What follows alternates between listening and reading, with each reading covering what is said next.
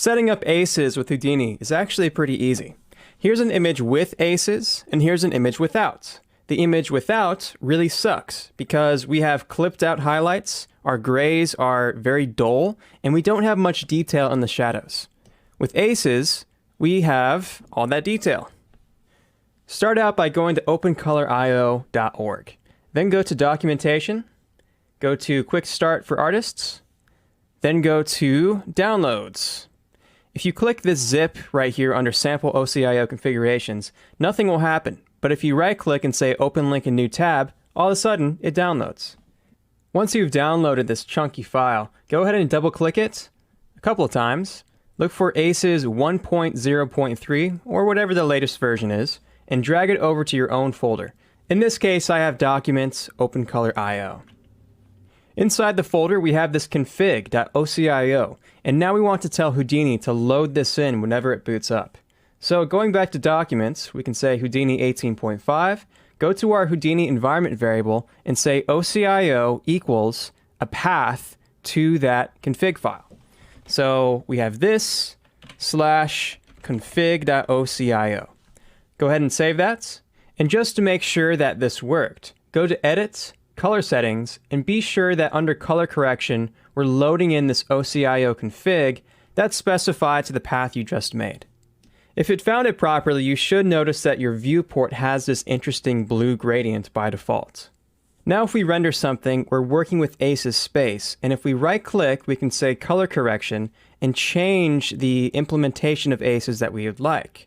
So this is asking you what your monitor is, and in this case, if we say Rec 709, that's going to be great for most situations. So say Rec 709 and you're all good to go. From now on, you'll also need to convert all your HDR files as well as any textures that are responsible for color. So to do this, I use Pico Color Space Converter, and I highly recommend that you use this as well because it makes it really easy to convert a bunch of files. As an example, I have a library of HDRs, and all I need to do is drag them in like so. I need to specify the color space that they're currently in, which right now is going to be Utility, Linear, sRGB. And then I go down here and say EXR, keep them at 32, export to a new folder. And in this case, I've made this ACES OCIO folder.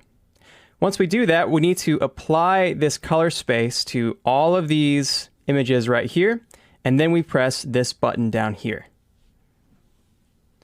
You'll also want to be sure to convert any texture maps that you're using to ACES as well, but you only want to do that on anything that's responsible for the color of an object. So that means your albedo maps, your diffuse color, your subsurface color, anything again related to the color that you actually see. Do not convert normal maps, displacement maps, bump maps, roughness maps, anything that deals with the signal that drives a shader. You only want to do this for the color. And when you do that for the color, instead of saying utility linear sRGB, you want to say utility texture sRGB. And that is a quick start to ACES with Houdini. Now there's obviously a lot more to be said about what just happened, so if you like tutorials that are thorough, simplified, and straight to the point, then visit cgforge.com for more. Thanks for watching.